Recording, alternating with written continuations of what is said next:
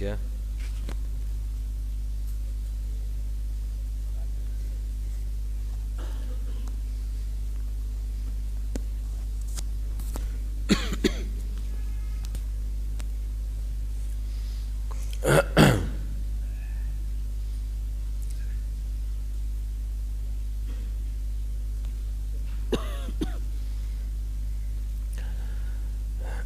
الحمد لله نحمده ونستعينه ونستغفره ونؤمن به ونتوكل عليه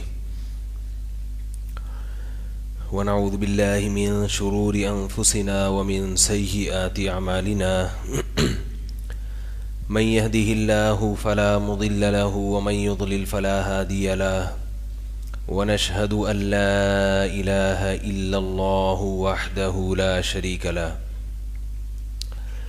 ونشهد أن سيدنا وحبيبنا وشفيعنا وسندنا محمدا عبده ورسوله صلى الله تعالى عليه وعلى آله وأصحابه وبارك وسلم تسليما كثيرا كثيرا. أما بعد فأعوذ بالله من الشيطان الرجيم. بسم الله الرحمن الرحيم. وأحل الله البيع وحرم الربا. وقال النبي صلى الله عليه وسلم دعوا الناس يرزق الله بعضهم ببعض. وقال النبي صلى الله عليه وسلم إن الله هو المسعر. وقال النبي صلى الله عليه وسلم الكيس من دان نفسه وعمل لما بعد الموت. قرآن مجید کی چند آیات اور رسول اللہ صلی اللہ علیہ وسلم کی ایک حدیث بلکہ چند حدیثیں پڑھی ہیں. دعا ہے اللہ تعالیٰ صحیح طرح سے بات کہنے کی، سننے کی، سمجھنے کی اور پھر عمل کی توفیق عطا فرمائے.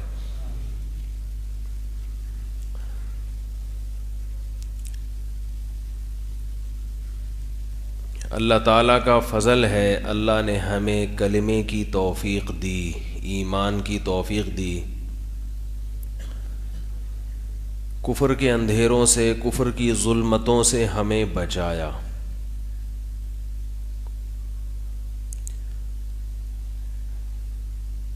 کفر کے اندھیروں میں، کفر کی ظلمتوں میں جو نقصانات ہیں وہ نقصانات اتنے زیادہ ہیں کہ انسان کی آخرت تو تباہ ہوتی ہے، ساتھ ساتھ اس کی دنیا بھی برباد ہو جاتی ہے. سب کچھ ہونے کے باوجود اسے سکون نہیں ملتا، اور ایمان کی نعمت جسے مل جائے اس کے پاس کچھ بھی نہ ہو پھر بھی سکون اور تسلی اسے رہتی ہے.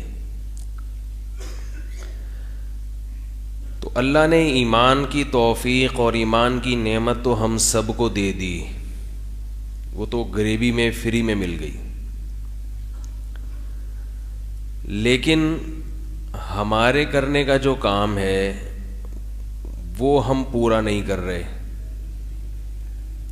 یعنی ایمان ہم سے جن چیزوں کا تقاضا کرتا ہے، جن چیزوں کا ہم سے مطالبہ کرتا ہے، ان مطالبات کو پورا کرنے کے لیے تیار نہیں ہے.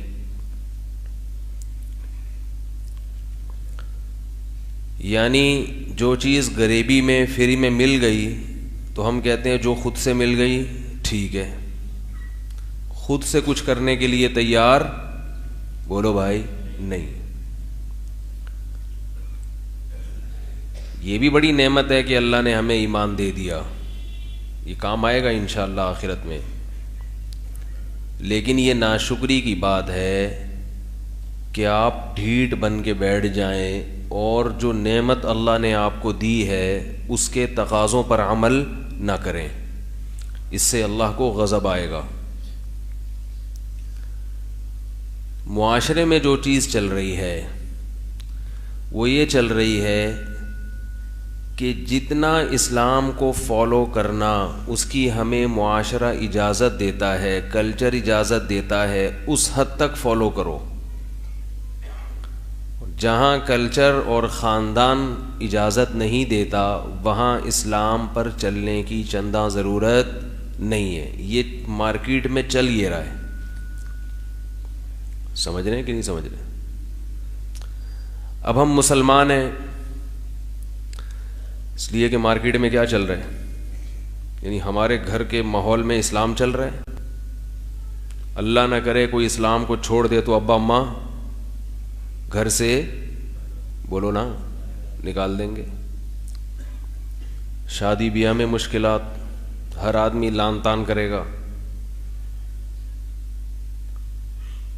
وراثت کے مسائل پیچیدہ ہو جائیں گے، اتنے مسائل کھڑے ہو جائیں گے، تو اسلام کو قبول کر کے رکھنا وہ تو ہماری مجبوری بن چکی ہے۔ کیا خیال ہے بھائی؟ یہ بھی اللہ کی نعمت ہے کہ اللہ نے مجبوری ہی بنا دیا، چلو زبردستی ہی اللہ ہدایت پہ چلا رہا ہے ہمیں۔ تو صرف اتنا اسلام کہ چونکہ کلچر ہم ایک اسلامی کنٹری میں رہتے ہیں، ابا دادا بہن بھائی چاچا ماموں جو کسی زمانے میں ہوا کرتے تھے اب تھوڑے سے شارٹ سے ہو گئے ہیں، وہ سب کیا ہیں؟ مسلمان۔ یہ ابا دادا شارٹ سے یاد آیا، وہ میرا بیان ہوا تھا ابھی، بار بار اس کو ہائی لائٹ نہیں کرنا چاہیے لیکن ابھی تک لوگوں کے کمنٹس آ رہے ہیں تو میں نے سوچا کہ ایک بات میں تسلی سے ریکارڈ کروا دوں گا۔ جن لوگوں نے میرے بیانات سنے ہیں، شروع سے سنتے آ رہے ہیں، میں 15 سال سے یہ رٹ لگا رہا ہوں کہ نسل بولو بھائی بڑھاؤ۔ اس سے پتہ چلتا ہے کہ میں نسل بڑھانے کو اچھا سمجھتا ہوں، اور بارہا اپنی محفلوں میں مجلسوں میں اس بات کا لوگوں کے سامنے تذکرہ کرتا ہوں کہ ہماری جو قوم ہے پختونخوا، خیبر پختونخوا سے تعلق رکھنے والے لوگ، ان کی نسل الحمدللہ تیزی سے بڑھ رہی ہے۔ جو لوگ بھی میرا بیان سنتے ہیں وہ یہ جانتے ہیں کہ میں اس بات کو ایک خوبی کے طور پر بیان کرتا ہوں۔ باقی قوموں کی، جس میں پنجاب کے لوگ بھی ہیں اور کراچی کے لوگ بھی ہیں، سندھ کے لوگ بھی ہیں، ان کا گروتھ ریشو بولو بھائی کم ہے۔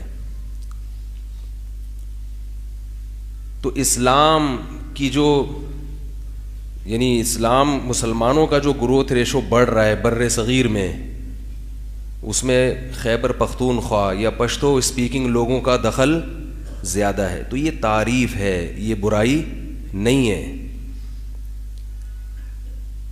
اسی بیان میں میں نے یہ بات بھی کہی کہ چوروں کی نسل بھی بولو بھائی بڑھ رہی ہے۔ اب آپ دو جملوں کو ملاؤ، ایک آدمی جب آپ سے کہتا ہے کہ میرے پاس زید آیا اور عمر بھی آیا، تو پتہ چلا کہ عمر یہ زید کے بولے نا علاوہ کی بات ہو رہی ہے، یہاں عمر سے زید مراد نہیں ہے۔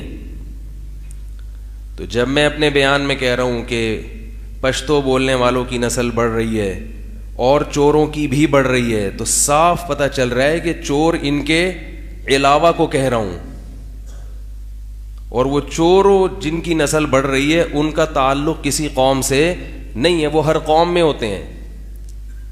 تو نسل بڑھنے کی دو وجوہات ہیں، یا تو آپ کا فیملی سسٹم مضبوط ہو یا آپ مذہب کو زیادہ فالو کرتے ہیں۔ ایک وجہ تو یہ ہے، یہ وجہ پشتو بولنے والوں میں پائی جاتی ہے، اور ایک وجہ یہ ہے کہ مذہب سے محبت نہیں، نہ آپ کو مذہب سے محبت، نہ کوئی آپ کی فیملی سسٹم اسٹرانگ ہے، بس آپ برساتی مینڈکوں کی طرح پیدا کرتے چلے جا رہے ہیں۔ وہ اس لیے کہ آپ کا ارادہ نہیں ہے، بغیر ارادے کے ہو رہے ہیں، اور آپ کی تربیت کی بھی فکر نہیں ہے، ایجوکیشن کی، تعلیم کی بھی فکر نہیں ہے، بچوں کو کھلانے کی بھی فکر نہیں ہے، بیوی کو کھلانے کی بھی فکر نہیں ہے۔ تو یہ چور قسم کے لوگ ہیں جن کے ساتھ ایسا ہو رہا ہے۔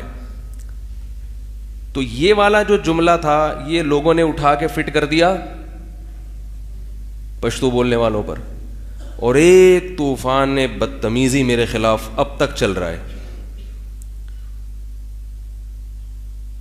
تو کسی کی بات کو سمجھا کریں, سمجھ میں آ رہی ہے کہ بندہ بول کیا رہا ہے, اور اس کا بیک گراؤنڈ بھی دیکھا کریں پہلے کیا کرتا رہا ہے وہ. اگر میرا مقصد قوم پرستی ہوتی تو میرے بیانات میں کتنی مرتبہ, جب میں پشاور سے ہو کر آیا 2-3 سال پہلے, وہاں کے ڈیفنس کا ماحول دیکھا میں نے, تو میں نے بتایا لوگوں کو بیان میں کہ میں نے لاہور کا ڈیفنس بھی دیکھا ہے, کراچی کا ڈیفنس بھی دیکھا ہے, اور KPK کا پشاور کا بھی. پشاور کے ڈیفنس میں مجھے بے پردہ عورتیں نظر نہیں آئیں,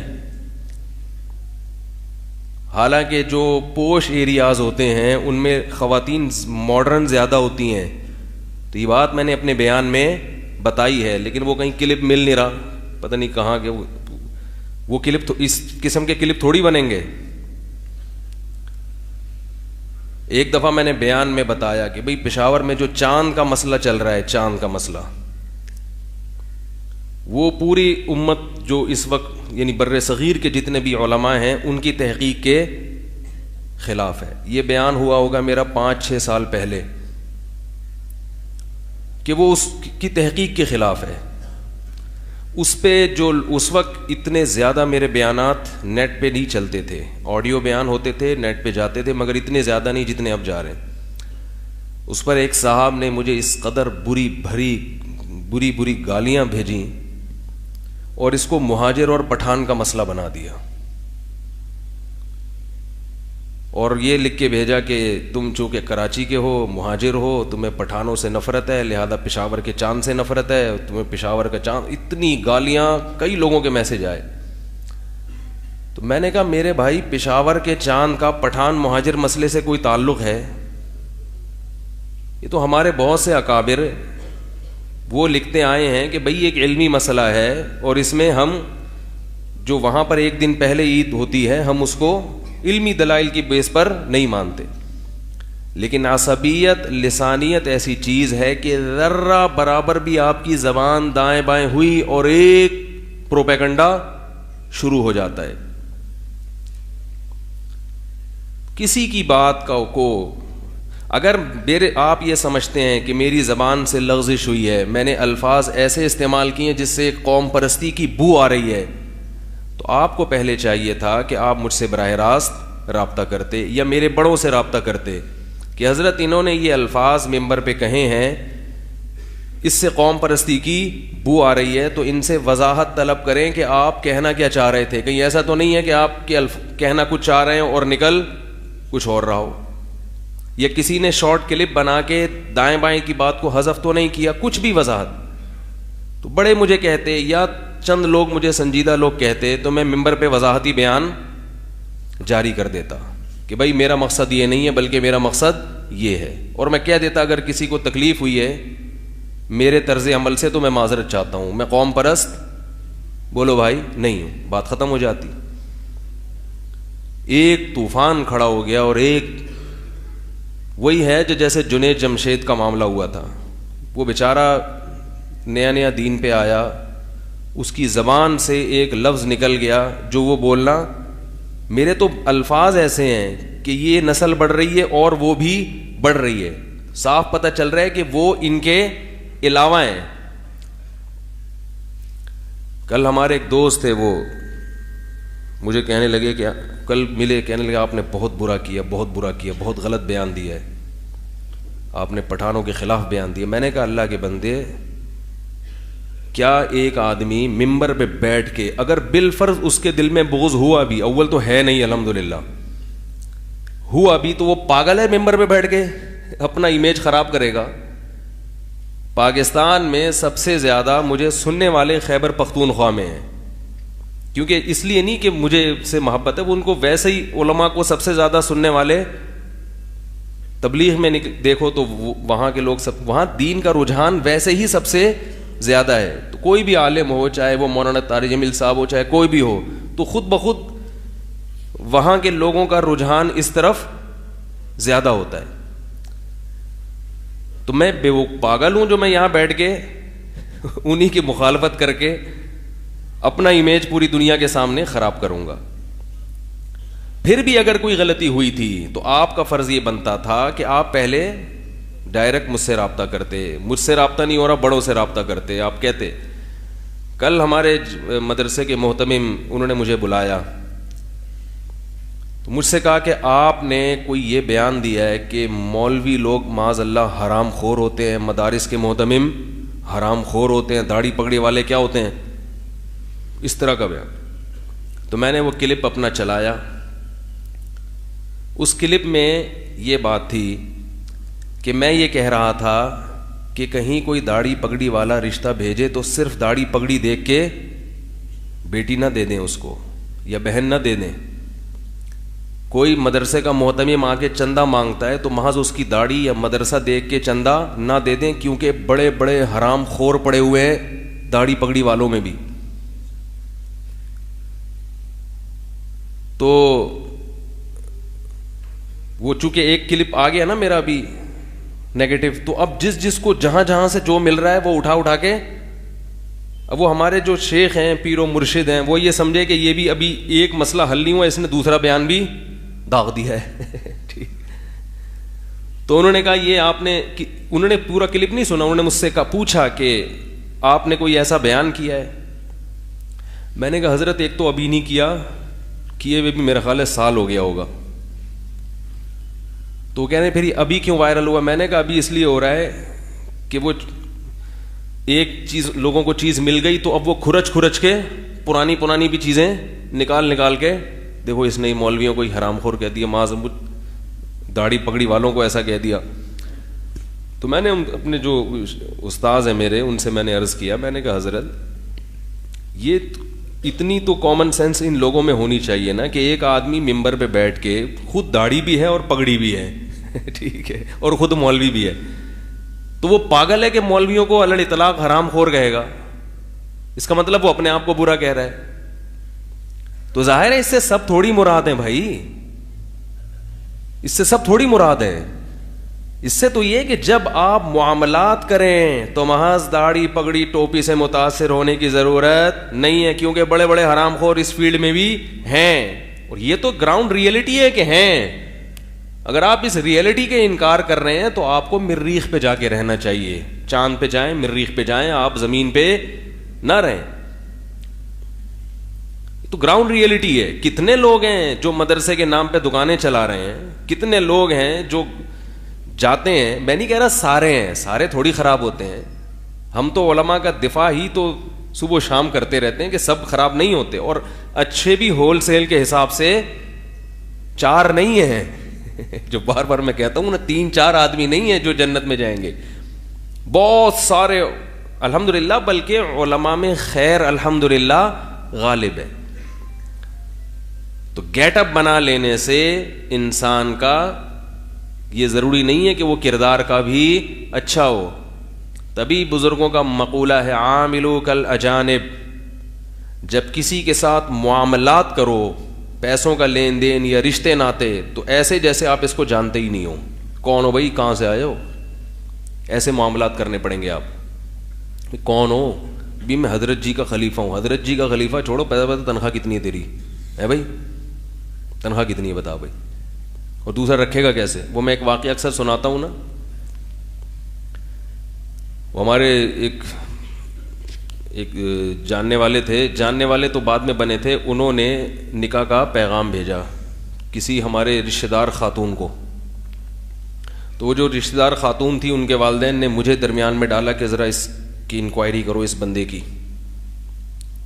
داڑھی بھی تھی اور ماشاءاللہ ان صاحب کی ٹوپی بھی تھی, اور تبلیغ میں بھی کبھی کبھار وقت لگا لیا کرتے تھے. تو مجھے بھیجا انکوائری کے لیے. تو میں ان کو جانتا تھا, دینی حلقوں میں ان کا اٹھنا بیٹھنا تھا. تو ہم نے جب ان سے انٹرویو, نماز بھی نظر آتے تھے پڑھتے ہوئے, تو میں نے ان سے پوچھا بھائی آپ نے ماشاءاللہ پیغام بھیجا ہے, رکھیں گے کہاں؟ تو آپ کا فلیٹ تو بہت چھوٹا ہے, اس میں آپ کے والدین رہتے ہیں, آپ خود بھی رہتے ہیں, تو بیگم کو کہاں رکھیں گے؟ اتنے چھوٹے فلیٹ میں تو وہ لوگ رہنے کے عادی نہیں ہے. اس نے کہا وہ کر لیں گے, کوئی مسئلہ نہیں ہے, وہ میں انتظام بولو بھائی کر لوں گا. تو معاملات میں ایسا بولو نا بھائی نہیں چلتا. کیا کر لو گے ابھی بتاؤ بھائی کر لے گا اللہ. آپ خود ہی تو بیان میں کہتے ہیں کہ اگر فقیر ہو گئے تو شادی کے بعد اللہ اپنے فضل سے غنی کر دے گا. کیا کر دے گا اللہ اپنے فضل سے؟ بھائی اللہ تو کی مدد تو ہوگی, لیکن جب ہم معاملہ کسی سے کریں گے تو گراؤنڈ ریئلٹی کو دیکھیں گے. وہ آپ کے لیے ہے کہ آپ اللہ پہ توکل کریں, کیونکہ آپ کا ایمان کس لیول کا ہے یہ آپ جانیں, اللہ جانے, ہمیں نہیں پتا. ہمیں نہیں پتا کہ آپ میں کتنا توکل ہے. آپ جو اللہ پہ توکل کرتے ہیں یقیناً اللہ کی مدد ان کے ساتھ ہوتی ہے, مگر ہر ایک کے ساتھ نہیں. اس کے لیے ایک ایمان کا لیول بھی ہونا چاہیے. دوسرا, آپ میں توکل ہے, آپ کی بیوی جو آنے والی اس میں توکل نہ ہوا, پھر کیا ہوگا؟ کیا خیال ہے بھائی؟ کیونکہ بعض دفعہ اللہ کی مدد آتی ہے مگر تھوڑا ٹائم بھی لگ جاتا ہے, اس میں اللہ امتحان بھی لیتا ہے. ہمارے نبی صلی اللہ علیہ وسلم میں توکل تھا, جو کچھ آتا سب صدقہ کر دیتے کہ کل کون کھلائے گا؟ اللہ کھلائے گا. ایک روپیہ نہیں رکھتے تھے اپنے پاس, اور اللہ کھلاتا رہا 63 سال تک, جب تک آپ کی وفات نہیں ہوئی ہے کھلاتا رہا. لیکن آپ کی زوجات ان میں بھی اللہ نے توکل, وہ بھی صدقہ کر دیں. بھائی جہاں اللہ ہمارے شوہر کو کھلائے گا, پیغمبر کو کھلائے گا, وہاں اللہ ہمیں بھی کھلا دے گا. تو صبح کھانے کو ہے ٹھیک ہے, نہیں ہے تو کوئی بات نہیں, ابھی نہیں کھلا رہا رات کو کھلا دے گا. مریں گے نہیں بھوک سے, نہ بیمار ہوں گے, نہ بھوک سے مریں گے. تو یہ توکل مارکیٹ میں کیا چل رہا ہے؟ شارٹ چل رہا ہے. اور دیکھو نبی نے بھی اپنی ذات کے حد تک توکل کیا. آپ صلی اللہ علیہ وسلم اپنے لیے کیا کر رہے ہیں کہ بچا نہیں رہے, صبح کی شام کی فکر نہیں کر رہے اور شام کو صبح کی فکر نہیں, لیکن بیویوں کو 1 سال کا نان نفقہ ایڈوانس میں دے رہے ہیں. بھئی میں کروں گا, تمہارے لیے نہیں ہے, تمہارے لیے اسباب کو دیکھ کے چل رہا ہے. اپنی ذمہ داری آپ صلی اللہ علیہ وسلم نے پوری کی ہے, وہی 1 سال کا نان نفقہ. لیکن پھر آپ کی زوجات نے توکل کیا, 1 سال کا نان نفقہ 2-3 دن میں خیرات. تو ایسے توکل مارکیٹ میں کیا چل رہا ہے میرے بھائی؟ ٹھیک ہے نا, شارٹ چل رہا ہے. اللہ کی مدد ہے نکاح کے ساتھ, لیکن لڑکی والوں کو کیا چاہیے کہ وہ گراؤنڈ ریئلٹی دیکھ کے فیصلہ کریں. لڑکے کو چاہیے وہ ہاتھ پاؤں بھی مارے اور اللہ پہ نظر بھی. اس سے اللہ نے وعدے کیے ہیں کہ تم ہاتھ پاؤں مارتے رہو, تلاش کرتے رہو, رزق کی تلاش میں بھی رہو, اللہ تمہاری مدد, اگر نکاح کی نیت ہے تو اللہ تمہاری مدد کرے گا. تو وہ اپنے لحاظ سے سوچے, آپ بولو بھائی اپنے لحاظ سے. دوسری بات یہ کہ کچھ تو بتائے نا, جھوٹ تو نہ بولے کم از کم. یہی بول دے کہ بھائی کچھ بھی نہیں ہے, اللہ توکل پہ کر رہا ہوں, تو وہ دیکھ لیں گے ہم میں ہے توکل تو ٹھیک ہے, نہیں ہے تو نہیں ہے. بات تو صاف کریں نا. بھائی کیا ہو گیا بھائی؟ اگر وہ توکل کی بیس پہ شادی کر رہا ہے کہ میرے پاس کچھ بھی نہیں ہے, بھائی دیکھ لو میری جیبیں خالی ہیں, نہ رہائش ہے, میں وہ کر رہا ہوں, اللہ انتظام کر دے گا, تو یہ بات بولے زبان سے کچھ بھی نہیں ہے, صرف توکل کی بیس پہ, تو سامنے والا دیکھ لے گا ہم اتنا توکل افورڈ کر سکتے ہیں کہ نہیں کر سکتے. ٹھیک ہے نا. بعض دفعہ اگر آپ سمجھتے ہیں کہ بندہ سمجھدار ہے, تقوی والا ہے, یقیناً انشاءاللہ اس کے ساتھ اللہ کی مدد ہوگی, تو لڑکی والے بھی یہ توکل کر سکتے ہیں. صحابہ میں بہت سے لوگوں نے کیا ہے, لیکن ان کو پتا تو ہو کہ ہم نے کتنا توکل پہ چلنا ہے اور کتنا اسباب پہ چلنا ہے. ان کو پہلے سے بات کلیئر ہونی چاہیے. تو وہ کہنے لگے, ہم نے کہا بھائی وہ تو اس چھوٹے سے فلیٹ میں نہیں رہ سکتی, تو آپ رکھیں گے کہاں؟ وہ کر لیں گے. بھائی کیا کریں گے بتاؤ نا. مجھے اندازہ ہو گیا کہ یہ بات کو کیا کر رہا ہے, گھما رہا ہے. وہ بول دیتا کہ نہیں رکھ سکتا تو اتنا مسئلہ نہیں ہے, ہم سوچ لیتے بھائی ٹھیک ہے کوئی بات نہیں یار, جہاں تم توکل کر رہے ہو اللہ انتظام کر دے گا. لیکن بات گول تو نہ کرو نا. حالانکہ ان کی داڑھی بھی تھی اور ان کی ٹوپی بھی تھی. علماء کے سامنے دوزانوں بھی بیٹھتے تھے, میں بھی جب جاتا تھا دوزانوں بیٹھتے تھے, حضرت خیریت سے ہیں, دعا فرما دیں. معاملات میں جب معاملہ آیا تو کیا کر رہے ہیں, گھما رہے ہیں. وہی ٹوپی اٹھا کے انہوں نے میرے سر پہ رکھ کے گھمانا. ہم نے پوچھا کہ آپ کی ارننگ کتنی ہے، آپ کی ارننگ بلکہ سورس آف انکم کیا ہے؟ انہوں نے کہا ارننگ تو میری ٹھیک ٹھاک ہے. ہم نے کہا ہم نے یہ نہیں پوچھا کہ ٹھیک ٹھاک ہے، یہ غلط سلط ہے. ہم نے پوچھا ہے کہ کتنی، کیا بس ہو جاتی ہے، اچھا خاصا ہو جاتا ہے. ہم نے کہا چلیں آپ اپنا کوئی جاب بتا دیں یا بزنس بتا دیں. ٹرانسپورٹیشن کا بزنس. کیا کام ہے؟ ٹرانسپورٹیشن. اتنی انگلش تو ہمیں بھی آتی ہے کہ کچھ یعنی یہاں سے اٹھا کے کوئی چیز ٹرانسفر کر رہے ہیں، لیکن کیا کر رہے ہیں؟ کچھ چرس ہیروئن تو نہیں بھائی ٹرانسپورٹیشن میں تو کچھ بھی آ سکتا ہے نا، کچھ تو ٹرانسفر کر رہے ہوں گے یہاں سے وہاں. کیا کر رہے ہو بھائی؟ فائلیں تو نہیں ادھر سے ادھر گھما رہے کہیں؟ کہہ رہے ہیں بھائی آپ کو بتا دیا کہ میرا کیا ہے. تو مجھے وہ لطیفہ یاد آنے لگا، لکڑدا. ایک دفعہ لڑکے والے گئے لڑکی والوں کے یہاں، کہنے لگے تو رشتہ جب مانگا نا انہوں نے، تو لڑکی والوں نے پوچھا کہ لڑکا کردہ کی ہے؟ تو انہوں نے کہا کہ لکڑدا کام ہے. لکڑدا کام تو ہے، کوئی دروازے کھڑکیاں الماریاں بیچتا ہے، یا کوئی فیکٹری ہے جہاں لکڑیاں کٹتی ہیں، صحیح ہے نا، دیار کی لکڑیاں کٹ کے بنتی ہیں، یا کوئی گودام ہے. کیا ہے؟ اس نے کہا بول تو دیا لکڑدا کاروبار ہے. بھائی کچھ تو بتاؤ. جب بہت زیادہ کھریدا تو کہنے لگا جامع مسجد کے باہر مسواکیں بیچتا ہوں. کوئی برا کام نہیں ہے جامع مسجد کے باہر مسواکیں بیچنا. بہت سے مسواکیں بیچنے والے اونچے اونچے درجات پر ہوں گے، اور بہت سے لکڑیوں کی فیکٹریاں چلانے والے کمتر ہوں گے. لیکن آپ جھوٹ بولو بھائی، ٹوپیاں نہیں کریں. پہلی دفعہ بھائی میں مسواک بیچتا ہوں، ختم. انہوں نے کرنی ہوگی تو کر دیں گے، نہیں کرنی ہوگی تو کیا خیال ہے؟ منع کر دیں گے. تو مجھے اس بندے کو دیکھ کے یہ لطیفہ ہے. میں نے کہا کیا کاروبار ہے؟ کہہ رہے ہیں ٹرانسپورٹیشن کا. میں نے کہا یہ بندہ خون پیے گا یہ. میں نے کہا اچھا مجھے یہ بتائیں، بعض لوگ جھجک بھی رہے ہوتے ہیں نا تو کھل کے بات نہیں کر پاتے، تو انسان کہتا ہے شاید یہ بیچارہ بول نہیں پا رہا ہے، روب میں آ گیا کہ رشتے کا معاملہ ہے. فرشتہ صفت انسان رشتے میں کنفیوز ہو جاتا ہے، شرم آتی ہے اس کو. رشتہ اور فرشتہ ملتے ہیں نا آپس میں. کہنے میرا وہ، میں نے کہا آپ کا آفس کدھر ہے؟ تو ہم جب آفس گئے اس کے، ہم نے دیکھا تو آفس میں اس کے علاوہ کوئی چیز نہیں تھی. آفس میں صرف وہی رکھے ہوئے تھے. ٹھیک ہے. میں نے کہا یہی آپ کا فرنیچر بھی آپ ہی ہو آفس میں، فائلیں بھی آپ ہی ہو. تو وہ ٹرانسپورٹیشن کیا ہے؟ تو پتہ چلا کہ جی یہ والا مال اٹھا کے کنٹینر میں رکھتے ہیں، یہ ٹرانسپورٹیشن ہو رہی ہے. کوئی بری بات نہیں ہے، کوئی برا بزنس نہیں ہے، یا جاب نہیں، کوئی بری جاب نہیں ہے. لیکن گول مول بات گھمانا کیا ہے؟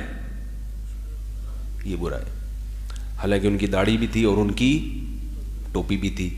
تو معاملات میں داڑھی ٹوپی نہیں دیکھی جاتی. معاملات میں تو غیر مسلم سے بھی معاملہ کر سکتے ہیں آپ. بندہ کیا ہونا چاہیے؟ کلیئر ہونا چاہیے. نکاح کے معاملے میں دینداری بھی دیکھنی چاہیے. بزنس کے معاملے میں سب سے پہلے کیا دیکھنے چاہیے؟ بزنس جب کر رہے ہیں تو داڑھی بعد میں اور ایمانداری پہلے. کیونکہ قرآن مجید نے اہل کتاب کے بارے میں جو غیر مسلم ہیں، یہودی اور عیسائی، ان کے بارے میں اللہ نے فرمایا کہ ان میں دو طرح کے لوگ ہیں. من ان تأمنہ بقنطار یؤدہ الیک.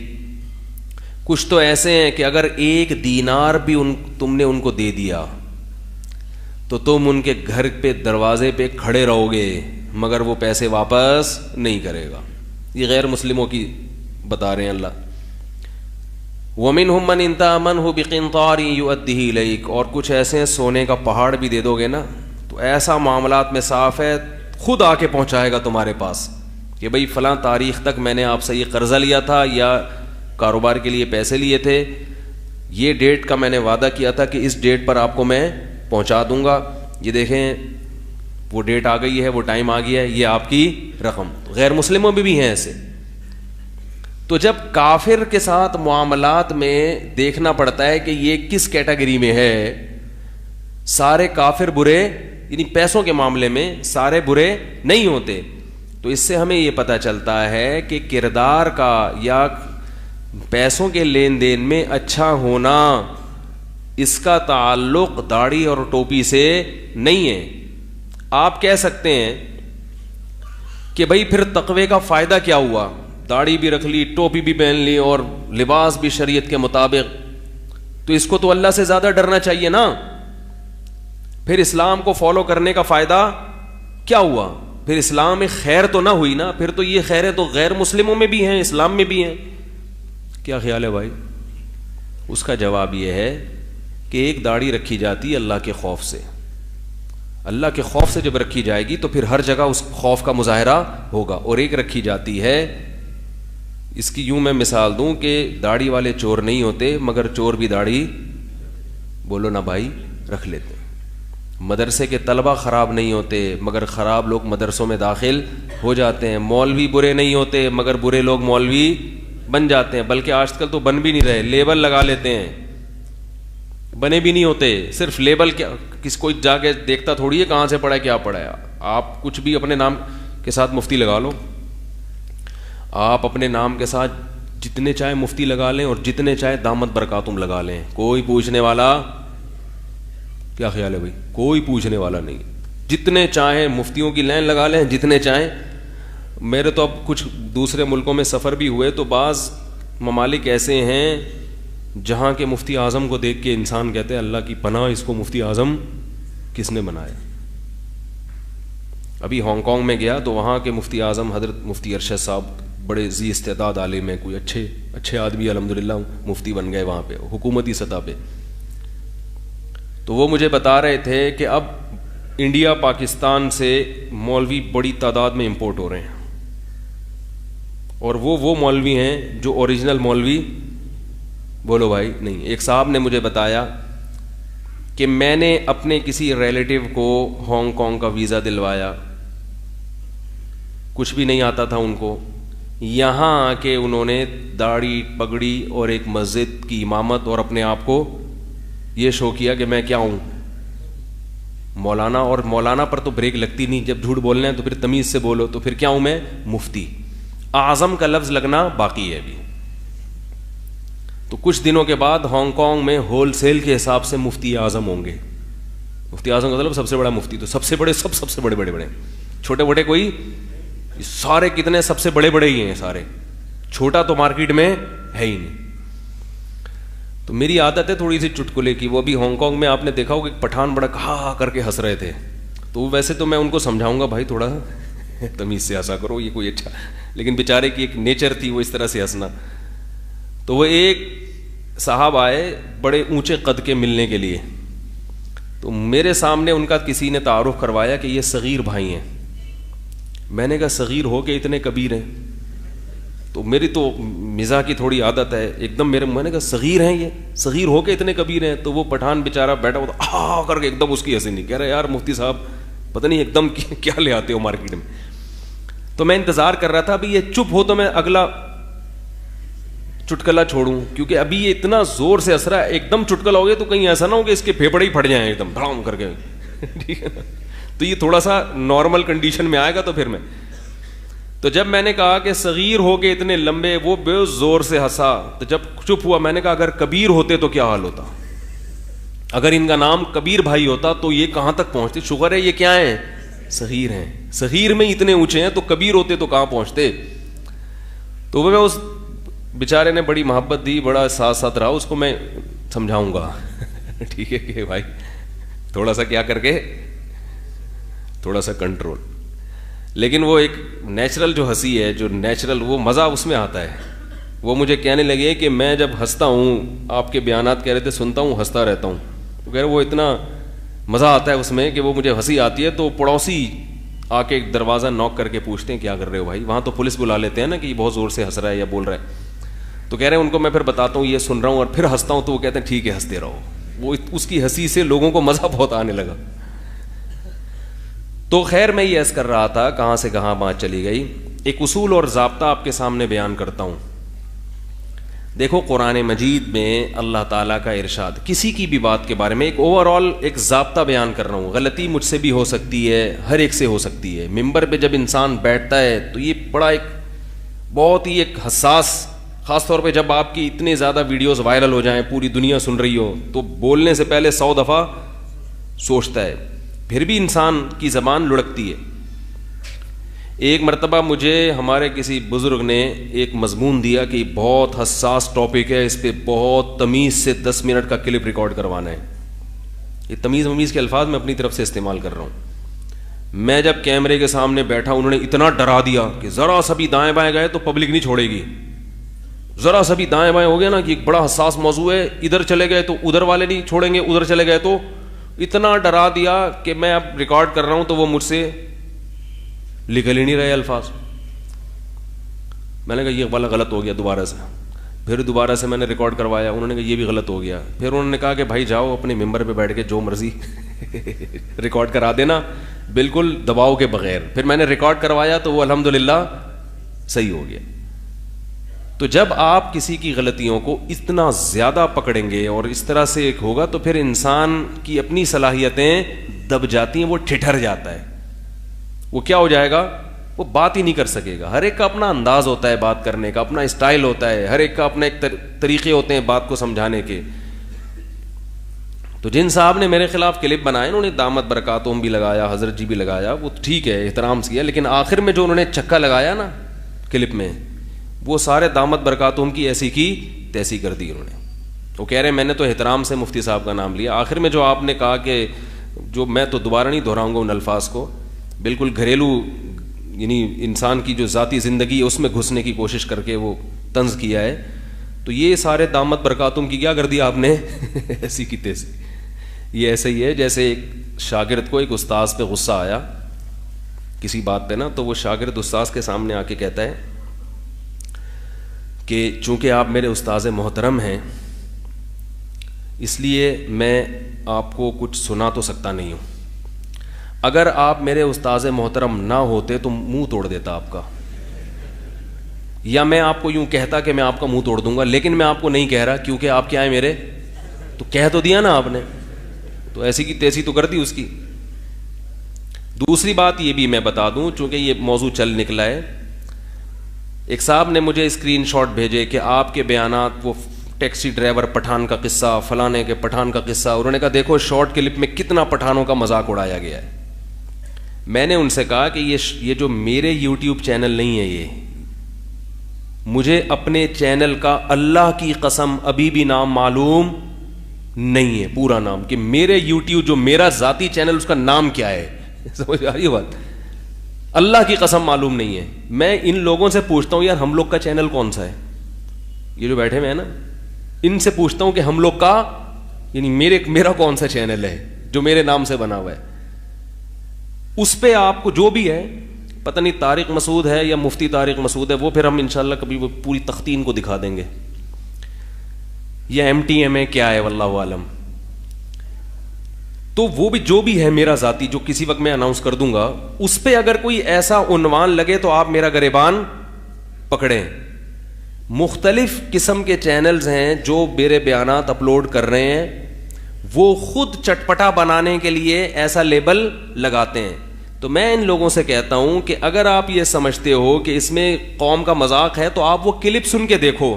اس کلپ میں اگر آپ کو ذرہ برابر بھی تمسخر معلوم ہو کہ میں نے اس پشتو بولنے والوں کا مذاق اڑایا ہے, تو آپ میرا گریبان پکڑیں.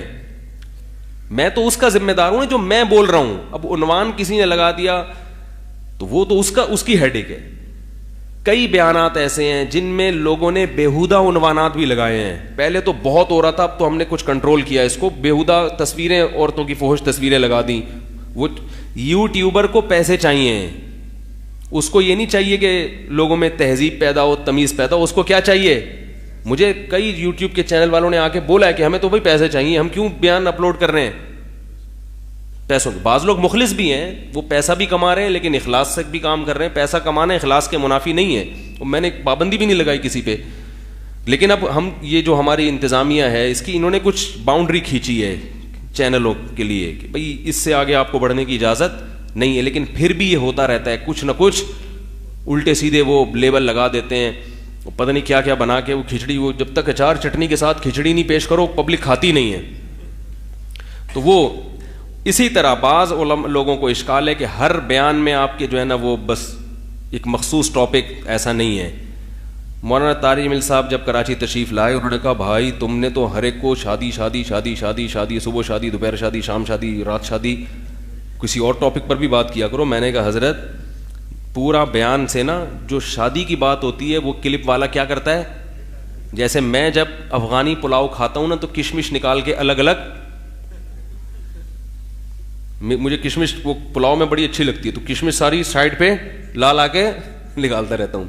ہمارے گھر میں جب آلو مٹر پکتے ہیں تو مٹر پہلے میں سارے کھا جاتا ہوں. تو اسی طرح جو چیز انسان کو اچھی لگتی ہے نا, اب کسی کو کھویا اچھا لگتا ہے تو زردے میں سے کھویا نکال کے وہ پہلے کھائے گا, زردہ بعد میں کھائے گا. تو یہ لوگ کیا کرتے ہیں کہ جو یوٹیوبرز ہیں یہ لوگ بیان میں جہاں کہیں شادی کا یا ایسا کوئی چٹکل آیا وہ انہوں نے چمچ سے نکال کے الگ کر کے پبلک کے سامنے پیش. اب پبلک جاتی ہی اس پر ہے, پبلک فوراً اسی کو کیا کرے گی, کلک کرے گی کہ یار اس کو سنو. کیا ان کے دماغ پہ بھی یہی کلک کرے گا اور وہ دیکھیں گے بھی وہی. تو یہ یوٹیوبرز لوگوں کی نفسیات سمجھتے ہیں. اچھا اس پہ لوگوں کے کمنٹس آئیں گے, ہیں دیکھو یہ کیسا. تو بھائی تم سن کیوں رہے ہو,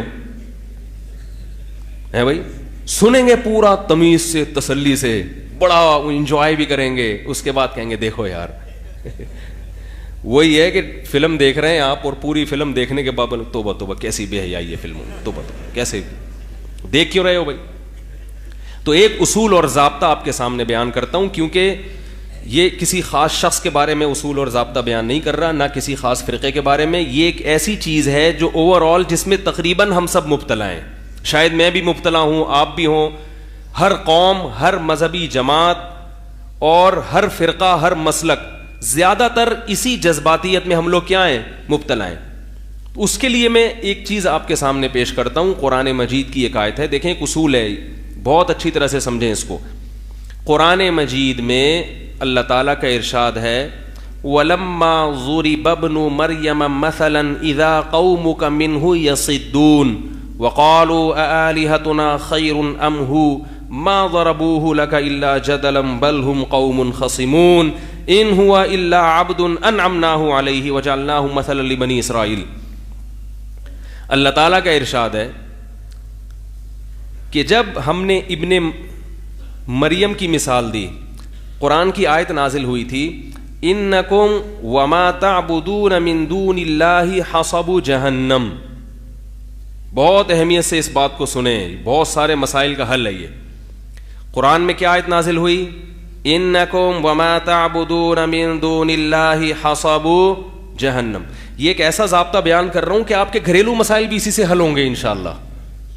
گھریلو مسائل, آفس کے جھگڑے, مسلکی لڑائیاں اور قومی لڑائیاں, بہت یعنی جو لسانی لڑائیاں ہوتی ہیں, بہت ساری چیزوں میں انشاءاللہ یہ اصول آپ کو فائدہ پہنچائے گا.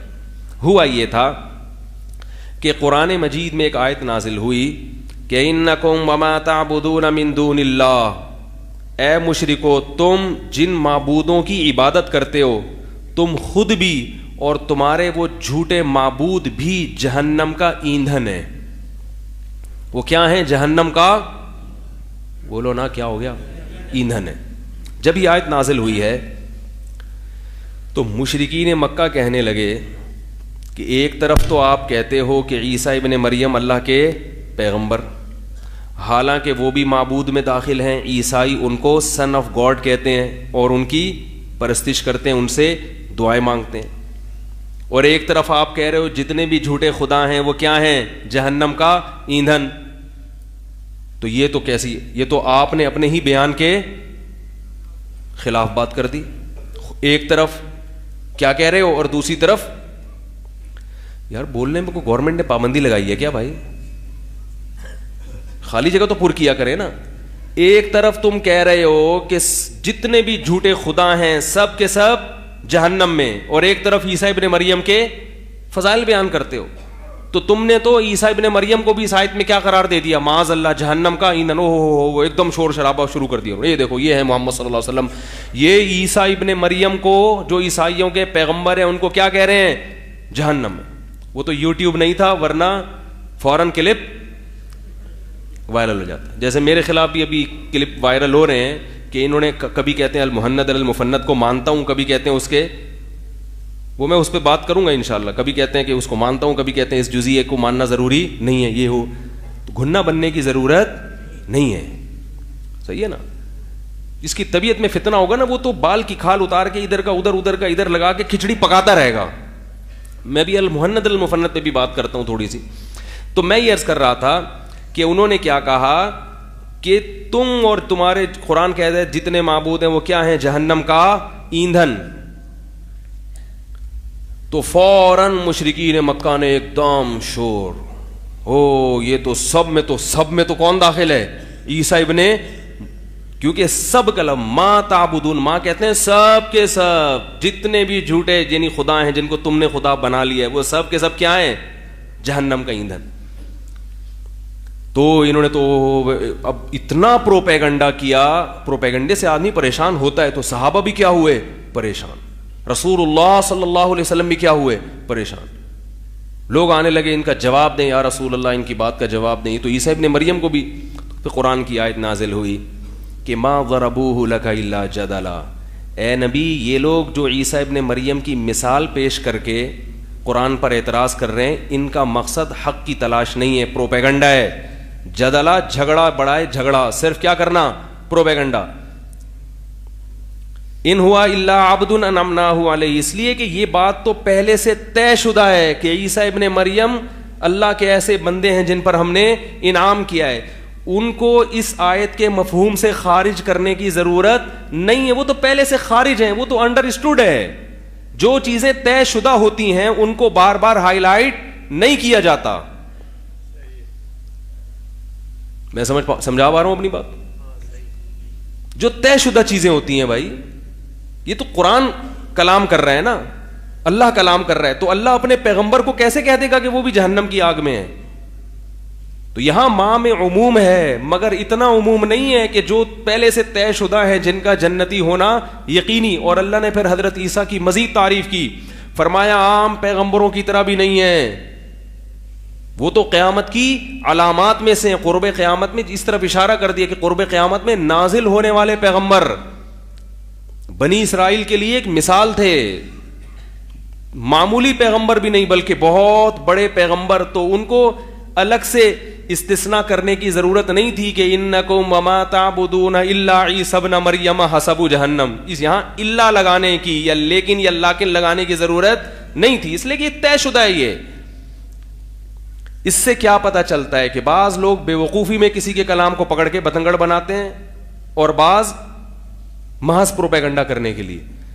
تو پروپیگنڈا کرنے والے کہیں سے بھی کچھ نکال سکتے ہیں. اب پتہ ہمیں کیسے چلے گا کہ جو بولنے والا ہے اس کی مراد کیا ہے؟ وہ یہ کہ بولنے والے کے اپنے حالات, اس کے اپنے مسلک پہ آپ غور کرو. اگر وہ توحید پرست ہے, اگر وہ پیغمبروں پر ایمان رکھتا ہے, وہ خود پیغمبروں پر ایمان کی دعوت دے رہا ہے اللہ کا کلام, تو اس سے صاف پتہ چلتا ہے کہ وہ جس پیغمبر کو جگہ جگہ ان کی برات کا اعلان کر رہا ہے وہ اس پیغمبر کو جہنم کا ایندھن نہیں کہہ سکتا. ہو نہیں سکتا کہ وہ اسی پیغمبر کو کیا قرار دے رہا ہو کہ یہ جہنم کا ایندھن ہے, یہ ممکن نہیں ہے, یہ تو طے شدہ ہے. ایک صاحب مجھے کہنے لگے کہ رسول اللہ صلی اللہ علیہ وسلم کو اللہ نے ہر قسم کے اختیارات دیے تھے. میں نے کہا بھائی کیسے؟ انہوں نے کہا کہ قرآن مجید میں آتا ہے وَأُوتِينَا مِن كُلِّ شَيْءٍ, حضرت داؤد اور سلیمان علیہ السلام کہہ رہے ہیں کہ اے لوگو اللہ نے ہم پر انعام کیا, وَأُوتِينَا مِن كُلِّ شَيْءٍ, ہمیں سب چیزیں دی ہیں. اللہ نے کیا دیا ہے؟ سب چیزیں. یہاں بھی سب کے لفظ کو کیا سمجھا جا رہا ہے؟ جیسے سب اختیارات. تو انہوں نے کہا جب داؤد اور سلیمان علیہ السلام کو اللہ نے سب چیزیں دے دیں تو ہمارے نبی کو کیوں نہیں دیں گے اللہ تعالیٰ؟ اور سب میں سب داخل کر دیا, یعنی ہر قسم کے اختیارات.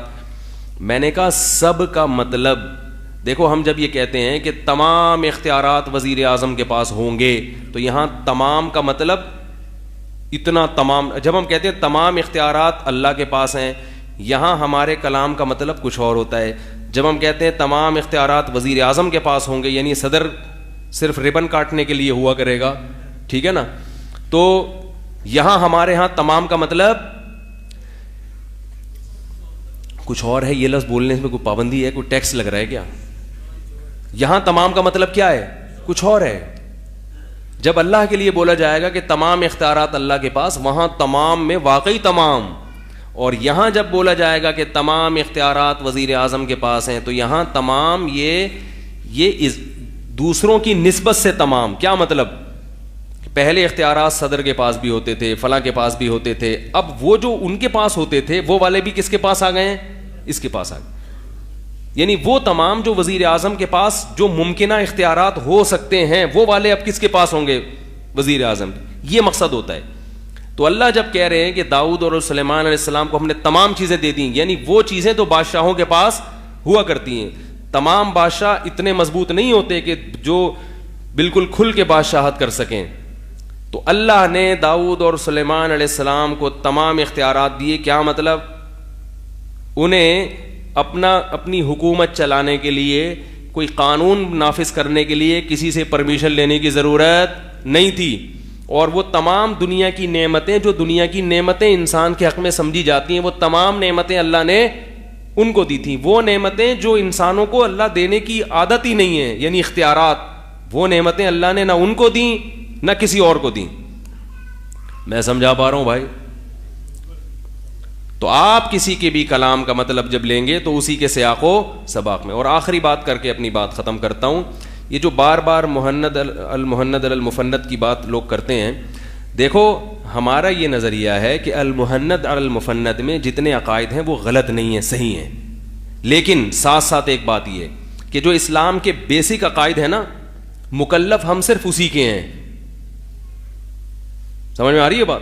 توحید, ختم نبوت, رسالت, فرشتوں پر ایمان, جنت جہنم پر ایمان, اللہ کے مختار کل ہونے پر ایمان, اللہ کے علاوہ کسی کو اختیارات نہیں ہیں. یہ اسلام کے بیسک عقائد ہیں.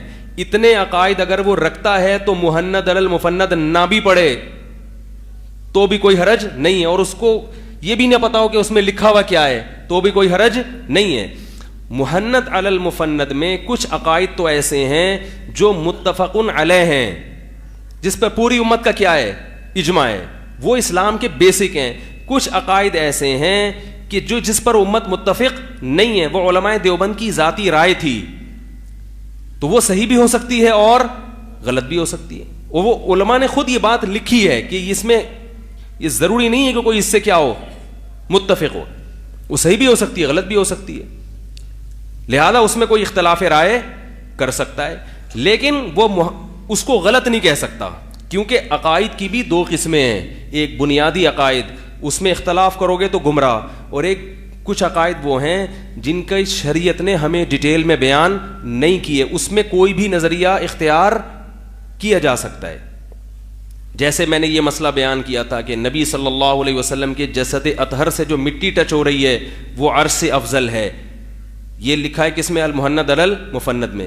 اس کا مقصد یہ نہیں کہ وہ اللہ سے بھی افضل مانتے ہیں, اس لیے کہ عرش کے اللہ کی جو ذات عرش پر ہے اس کی کیفیت ہمیں معلوم نہیں ہے. اس کو ہم یہ کہیں کہ اللہ کی ذات عرش سے ٹچ ہو رہی ہے. اگر ہم یہ کہتے ہیں نا اللہ کی ذات عرش سے باقاعدہ ٹچ ہو رہی ہے, پھر تو اللہ کے عرش کو قبر کی مٹی سے افضل ماننا ضروری تھا.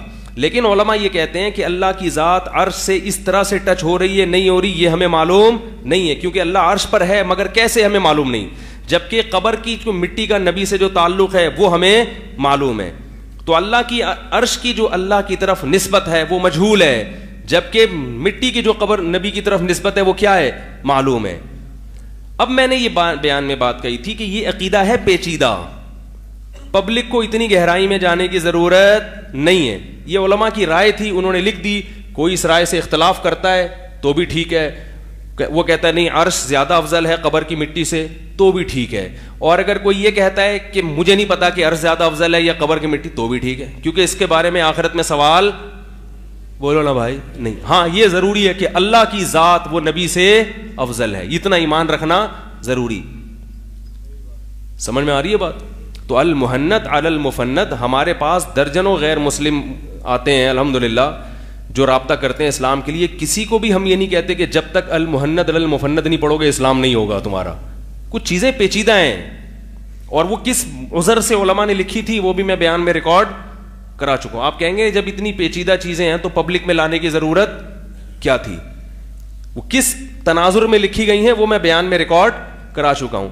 تو المہند علی المفند میں جو بیسک اسلام کے عقائد ہیں وہ تو سب مانتے ہیں. اس کے علاوہ جو چیزیں ہیں ان میں کچھ جزیات میں علماء کا اختلاف ہے. تو ہم دونوں علماء کو کیا سمجھتے ہیں؟ جو علماء کہتے ہیں کہ عرش مٹی سے افضل ہے وہ بھی ٹھیک ہیں، جو کہتے ہیں کہ مٹی عرش سے کیا ہے افضل ہے. بعض لوگوں نے کہا کہ نہیں عقیدے میں اختلاف جائز نہیں ہے، یہ غلط ہے. بنیادی عقیدوں میں اختلاف جائز نہیں ہے. عقیدوں کی جب باریکیوں میں جاؤ گے تو وہاں جب اتنی باریکی میں گھسو گے تو اختلاف بھی ہوگا. اسی وجہ سے ہم عوام کو وہاں تک جانے کی اجازت نہیں دیتے. یہ المہند علی المفند کا نام بھی میں نے زندگی میں کبھی ممبر پہ نہیں لیا ہوگا. یہ بھی اس لیے کہ بعض لوگوں نے فتنہ پھیلانے کے لیے اس کو اتنا ہائی لائٹ کیا کہ ہمیں جواب میں یہ کہنا پڑا. ورنہ میں نے درس نظامی کے دوران المہند علی المفند نہیں پڑھی. اگر ہمارے علماء سمجھتے کہ یہ اسلام کے بیسک بنیادی عقائد ہیں تو پھر ہمارے مدارس میں بطور نصاب یہ ہر مدرسے میں ہوتی ہے. میں نے 8 سالہ یا 9 سالہ جو بھی درس نظامی ہوتا ہے اس میں المہند علی المفند میں نے تو بعد میں پڑھی ہے یہ. تو اسلام کے جو بیسک عقائد ہیں وہ کہاں ملیں گے آپ کو؟ وہ ملیں گے العقیدۃ الطحاویہ میں. بات آ رہی ہے سمجھ میں؟ یہ کتاب یاد کر لیں. اسلام کے بیسک عقائد کہاں ہیں؟ امام طحاوی حنفی رحمہ اللہ تعالی دوسری یا تیسری صدی ہجری کے عالم تھے اور فقہ حنفی کو فالو کیا کرتے تھے. بہت بڑے محدث تھے. انہوں نے سب سے پہلے عقیدے پہ کتاب لکھی. اس لیے لکھی کہ عقائد تو اس سے پہلے بھی تھے لیکن وہ چاہتے تھے کہ ایک چیز ریٹن میں بولو بھائی آ جائے. اور اس میں کمال کی بات یہ ہے کہ انہوں نے شروع میں یہ لکھا ہے کہ میں جو عقائد اس میں ذکر کر رہا ہوں وہ ابو حنیفہ کا بھی عقیدہ ہے, امام ابو یوسف کا بھی اور امام محمد کا بھی رحمہم اللہ, ان تینوں کا یہی عقیدہ ہے. اور وہ جو انہوں نے متن لکھا ہے پوری دنیا میں وہ آج بھی پڑھایا جا رہا ہے. اس کو جو امام احمد بن حنبل کے فالوورز ہیں وہ بھی پڑھتے ہیں, امام شافعی کے فالوورز, کیونکہ اس میں سوائے ایک جزئیے میں کہ ایمان گھٹتا ہے یا بڑھتا ہے, اس کا بھی میں کبھی جواب دے چکا ہوں, وہ بھی ایک لفظی اختلاف ہے. تو باقی وہ تمام چیزوں میں کیا ہے, سیم ہے. یہی وجہ ہے کہ سعودی عرب کی جو مدینہ یونیورسٹی اس میں بھی وہ کتاب پڑھائی جا رہی ہے, حتیٰ کہ اہل حدیث کے مدارس میں بھی وہ کتاب پڑھائی جا رہی ہے. تو وہ اسلام کی کیا ہے, بیسک ہے, اس پہ سب متفق ہیں. تو وہ بنیادی عقائد ہیں. لیکن وہ جو ایک بنیادی عقیدہ ہے جس پہ سب متفق ہیں اس کو چھوڑ کر مجھے ایک صاحب نے کہا کہ وہ ایک مشہور صاحب ہیں, فتنہ پرست ٹائپ کی چیز ہیں وہ, انہوں نے کہا کہ مجدد الفسانی رحمہ اللہ تعالی نے یہ لکھا ہے, یا شاہ ولی اللہ رحمہ اللہ نے لکھا ہے, غالباً مجدد الفسانی نے, کہ جو حنفی عالم تھے انہوں نے یہ لکھا ہے کہ حضرت عیسیٰ علیہ السلام جب نازل ہوں گے تو فقہ حنفی کے مطابق فیصلہ کریں گے. اب لوگوں نے دیکھو حنفی لوگ کیسے ہوتے ہیں, حضرت عیسیٰ کو بھی کیا بنا دیا حنفی, ہو توبہ توبہ, حنفی ایسے ہوتے ہیں, حنفی ایسے ہوتے ہیں. ایک پروپیگنڈا, یہ ہے وہ پروپیگنڈا جس کا میں ابھی ذکر کر رہا تھا. اللہ کے بندو, جہاں ایک حنفی عالم نے یہ لکھا کہ حضرت عیسیٰ فقہ حنفی کو فالو کریں گے, وہاں رد بھی کس نے کیا ہے, حنفی عالم نہیں کیا ہے. علامہ شامی رحمہ اللہ تعالیٰ نے اس پہ لکھا ہے کہ یہ بات غلط ہے کہ حضرت عیسیٰ فقہ حنفی کو فالو کریں گے. صحیح یہ کہ وہ مجتہد ہوں گے, وہ کسی ایک مخصوص فقہ کو فالو نہیں کریں گے. تو آپ صرف کسی حنفی عالم کی وہ عبارت جو جس سے پروپیگنڈے کا آپ کو موقع مل رہا ہے وہ تو ہائی لائٹ کر رہے ہیں, اور حنفی عالم نے ہی اس کا جواب دیا, اس جواب کو آپ ہائی لائٹ نہیں کر رہے. اس کا مطلب کیا ہے, یہ جو میں نے بھی قرآن کی آیت پڑھی نا, بل ہم قوم خصمون, اللہ کہتے ہیں ان کا مقصد کیا ہے, جھگڑا کرنا, امت میں اختلاف اور انتشار ڈالنا. ایک صاحب نے مجھے کہا فقہ حنفی کی فلاں کتاب میں یہ مسئلہ لکھا ہوا ہے, دیکھو کتنا بےہودہ. میں نے کہا جس کتاب میں لکھا ہوا ہے یہ حنفی نے لکھا ہے تو حنفی نے ہی اس پہ کیا کیا ہے, رد بھی کیا ہے. اس کے لیے ہمیں آپ کی ضرورت بولو بھائی نہیں ہے, آپ سے مشورے کی اور آپ کی رہنمائی کی, آپ کی گائیڈنس کی ہمیں ضرورت نہیں ہے. ہمارے ہی اکابر نے اس پہ رد کر چکے ہیں. سمجھ میں آ رہی ہے بات؟ تو اب اتنا ٹائم نہیں ہے کہ ہم ہر کلپ پہ بیٹھ کے کلپ بازی, اور بھی غم زمانے میں محبت کے سوا. لوگوں کو خود ہی اتنی ایک سمجھ ہونی چاہیے. ہاں یہ ایک سوال ہوگا کہ حضرت عیسیٰ علیہ الصلاۃ والسلام جب کسی فقہ کو فالو نہیں کریں گے تو آپ پھر کیوں کسی فقہ کو فالو کر رہے ہیں؟ کیا خیال ہے بھائی؟ ایک صاحب نے مجھے کہا حضرت عیسیٰ ابن مریم جب غیر مقلد ہوں گے تو آپ کیوں مقلد ہیں؟ میں نے کہا حضرت عیسیٰ کے بارے میں قرآن آتا ہے وَيُعَلِّمُهُ الْكِتَابَ وَالْحِكْمَةَ، اللہ نے حضرت عیسیٰ کو کتاب کی تعلیم یعنی قرآن کی تعلیم دی ہے. جمہور اس طرف گئے ہیں. اور قرآن حدیث کے بغیر ممکن نہیں ہے، اور قرآن اور حدیث کا نچوڑ ہے فقہ میں. تو حضرت عیسیٰ کو تمام دینی علوم، اسلامی علوم اللہ دے کر بھیجیں گے، لہذا وہ مجتہد ہوں گے. ہم تقلید کے قائل ہیں آپ جیسے لوگوں کے بارے میں اور اپنے جیسے جاہلوں کے بارے میں. آپ کہہ سکتے ہیں اپنے آپ کو جاہل کہہ رہے ہیں، تو ہم آپ کے مقابلے میں اپنے آپ کو جاہل نہیں کہہ رہے، ہم مجتہدین کے مقابلے میں اپنے آپ کو جاہل. آپ کے مقابلے میں بہت پڑھے لکھے ہیں الحمدللہ. مجتہدین کے مقابلے میں ہم کیا ہیں؟ ابو حنیفہ کے مقابلے میں زیرو ہیں، امام شافعی کے مقابلے میں زیرو ہیں. تو اسی طرح جب حضرت عیسیٰ ابن مریم نازل ہوں گے تو ان کے علم کے مقابلے میں ہم کیا ہوں گے؟ زیرو. تو ہم اس وقت امام ابو حنیفہ کی تقلید چھوڑ کے کس کی تقلید شروع کر دیں گے؟ حضرت عیسیٰ کی. تو پہلے بھی مقلد تھے، بعد میں مقلد رہیں گے. پہلے ایک مجتہد کی کر رہے تھے، جب اس سے افضل آ گیا تو اس کو بولو بھائی چھوڑ دیں گے. مسئلہ آپ کے ساتھ ہوگا. اس وقت آپ نے علمی کتابی کی تقریریں شروع کر دیں اور حضرت عیسیٰ کے فتوے کی تقلید نہیں کی آپ نے. وہ بتا رہے ہیں کہ یہ جائز ہے، آپ کہیں میں علمی کتابی ہوں، میں کسی کو فالو بولو بھائی نہیں کرتا. تو پھر آپ کے ساتھ معاملہ کیا ہو جائے گا؟ تو اس وقت حضرت عیسیٰ جب نازل ہوں گے تو امت کو مسائل میں ان کی تقلید بولو نا کرنی پڑے گی. سمجھ میں آ رہی ہے بات؟ تو ہم عوام کے لیے تقلید کے علاوہ کوئی چارہ نہیں ہے. مجتہد کی تقلید کرے گی عوام، نہیں کرے گی تو پھر 15ویں صدی کے لوگوں کی تقلید کرنی پڑ جائے گی ان کو. تو کافی باتیں ادھر ادھر کی کھچڑی پکا دی آج میں نے. ایک چھوٹا سا اعلان کرنا ہے کہ میرا اگلے یا اگلے سے اگلے ہفتے سفر ہے عمان کا. یہ جو میں سفر کی اناؤنسمنٹ کرتا ہوں، یہ جو لوگ مجھے انوائٹ کرتے ہیں ان کی طرف سے ہوتا ہے کہ آپ یہ اعلان کریں. یو اے ای میں اعلان کرنا ممکن نہیں ہے کیونکہ وہاں اتنے بڑے پیمانے پر بیانات ممکن نہیں ہیں. لیکن باقی علاقوں میں چونکہ عمان کی گورنمنٹ کی طرف سے الحمدللہ باقاعدہ پرمیشن مل گئی ہے بیانات کی، وہاں کے جو محکمہ اوقاف ہے اس کی طرف سے باقاعدہ پرمیشن مل گئی ہے. تو ان ساتھیوں نے مجھے اصرار کیا کہ آپ یہ اعلان کر دیں تاکہ عمان میں جو لوگ ہیں ان کو پتہ چل جائے اور وہ بیانات میں جمع بول لو نا کیا ہو سکیں. تو اس لیے اعلان کر رہا ہوں، شو مارنے کے لیے نہیں کر رہا. ایک صاحب نے میرے ہانگ کانگ میں نے لائیو کوریج دکھائی تو کسی تبصرہ کیا تھا ایسا لگ رہا ہے دنیا زندگی پہلی دفعہ ہانگ کانگ گئے ہیں. وہ نہیں غریب آدمی کے پاس ایک دم پیسہ آ جائے تو وہ ایک دم جیکٹیں پہن کے یوں گھوم رہا ہوتا ہے تو ہر چیز دکھا رہے. تو میں کسی دوسرے ملک میں جا کے جب کوئی لائیو کوریج کرتا ہوں تو اس میں کوئی سبق کی چیز ہوتی ہے تو وہ دکھا رہا ہوتا ہوں. یہ مقصد نہیں ہوتا کہ میں کہاں گیا ہوں. ہانگ کانگ کو ٹھیک ہے بہت اچھا ملک ہے، اتنا بھی اچھا نہیں ہے کہ ہم وہاں جا کے شو مارے ہیں.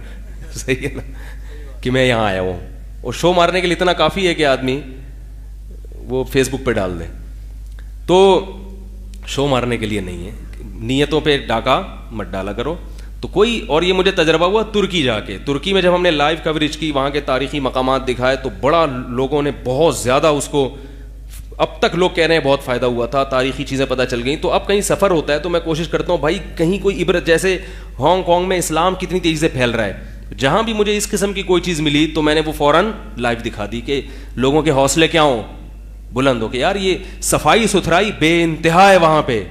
تو میں وہ سمندر کے کنارے بیٹھا ہوا تھا، پتھروں میں نے دکھایا کہ یار ایک ٹافی کا پنی نظر نہیں آ رہی. یہاں ساحل سمندر جو ہے ہی تفریحی مقامات، تو ہمارے یہاں بھی کیا حالات ہیں آپ جا کے دیکھو. ساحل سمندر پہ لڑکیاں دیکھنے نہیں گیا تھا میں الحمدللہ، اور جس وقت پہ گیا وہاں پر خواتین بھی اس وقت کوئی بھی نہیں تھا.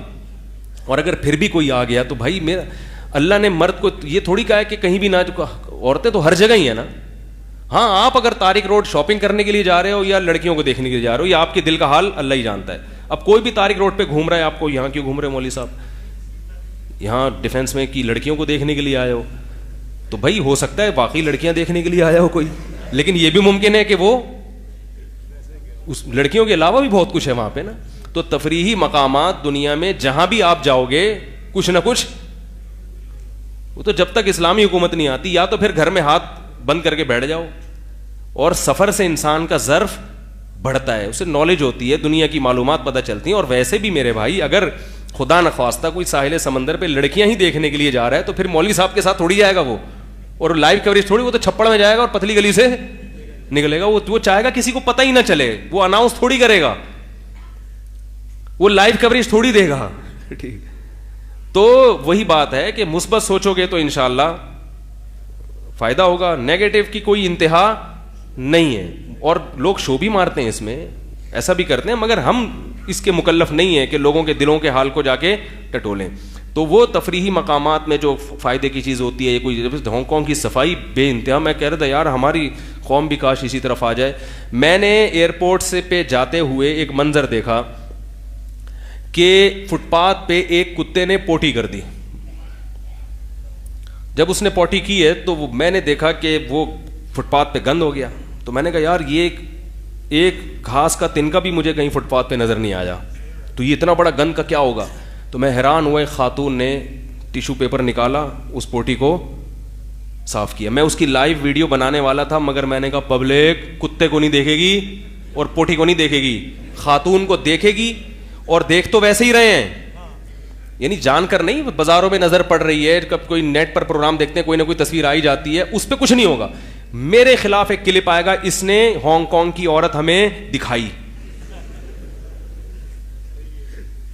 حالانکہ میں عورت نہیں کتا دکھا رہا ہوں آپ کو, اس کی پوٹھی دکھا رہا ہوں. اب عورت ضمناً آ رہی ہے تو آپ تھوڑا خود نظر کی حفاظت کر لو. لیکن میں نے نہیں بنائی, حالانکہ بڑا سبق تھا اس میں, میں نے نہیں بنائی. میں نے کہا نہیں چھوڑیں گے بھائی, یہ افورڈ نہیں کر پاؤں گا, پھر کلپ پہ فیک کلپ آئے گا وضاحتی بیان. تو میں نے لوگوں نے, میں نے خود دیکھ لو جتنا دیکھنا ہے یعنی کتے کو, اس کو نہیں. تو وہ پھر پوٹی اس نے اٹھا کے, اور ڈسٹ بن بھی اس کی الگ بنی ہوئی ہے, بلی کی, پوٹیوں کی اور ان کی. اور پھر کمال کی بات ہے کہ پانی اس پہ ڈال کے اس کو باقاعدہ رگڑا ہے اس نے. آج کل تو بعض خواتین, سب نہیں, گھر میں بچہ پوٹی کر دے تو یہ کچھ نہیں ہو, سب نہیں بھائی, کچھ چند ایک, اتنی صفائی نہیں کر رہی, چند ایک, تو وہ باقاعدہ صاف کی. تو میں نے پھر بعد میں پوچھا, میں نے کہا یار اتنے نیک کیسے پیدا ہو گئی ہے. تو انہوں نے بتایا کہ قانون بہت مضبوط ہے, کیمرے لگے ہوئے ہیں, اگر یہ نہ اٹھاتی تو اتنا بڑا جرمانہ ہوتا نا اس کے اوپر, اس کی نسلوں کو یاد رہتا.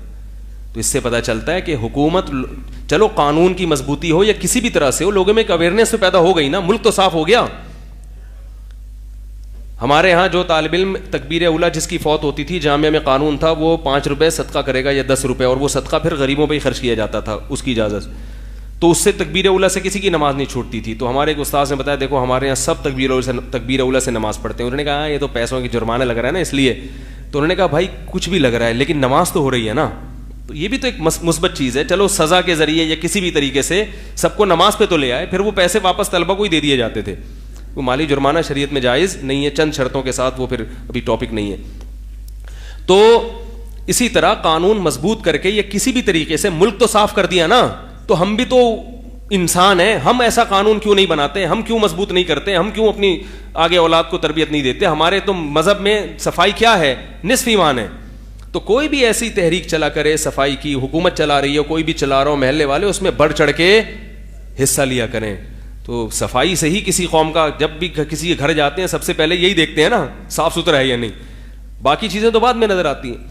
تو یہ جو لائیو کوریج میں کرتا ہوں لوگوں کو فائدہ پہنچانے کے لیے, جس نے دیکھنا ہے دیکھے, نہیں دیکھ رہا نہیں دیکھے. اس میں بعد سے ابے تبے بھی آ جاتا ہے, وہ غیر ضروری چیزیں بھی بعض دفعہ آ جاتی ہیں. اب وہ کہہ رہے ہیں یہ ڈبل بسیں کیوں دکھا رہے ہو ہمیں, اوپر بس کٹ رہا ہے, وہ بھائی وہ آ گئی اتفاق سے. اور بعض دفعہ لائیو کوریج میں نہیں کر رہا ہوتا, وہ کسی اور کے ہاتھ میں موبائل ہوتا ہے, وہ چلا دیتا ہے. تو حالانکہ وہ ایسی چیز نہیں ہوتی جس کو لائیو کیا جائے, لیکن وہ چلا دیتا ہے. تو ان پہ بھی میں بہت زیادہ پابندی لگاؤں تو وہ بھی ٹھٹر جائیں گے, ٹھٹرا ہوا آدمی کچھ بھی نہیں کر سکتا. تو عمان سفر ہے, جو بھی عمان کے لوگ ہیں وہاں بیان کے لیے رابطہ کر سکتے ہیں. تو میں وہ جو بیانات وہاں پر انشاءاللہ بڑے پیمانے پر ہوں گے, کیونکہ حکومت نے باقاعدہ, محکمہ اوقاف نے پرمیشن دے دی ہے. تو انشاءاللہ وہاں بیانات ہوں گے. جو بھی عمان میں بیان سنتے ہیں وہ رابطہ کر سکتے ہیں. کن سے رابطہ کرنا ہے, تو وہ جو ہمارے میزبان ہیں ان کا نمبر ہم انشاءاللہ فیس بک پہ ڈال دیں گے. سبحانک اللہم و بحمدک نشہد ان لا الہ الا انت نستغفرک و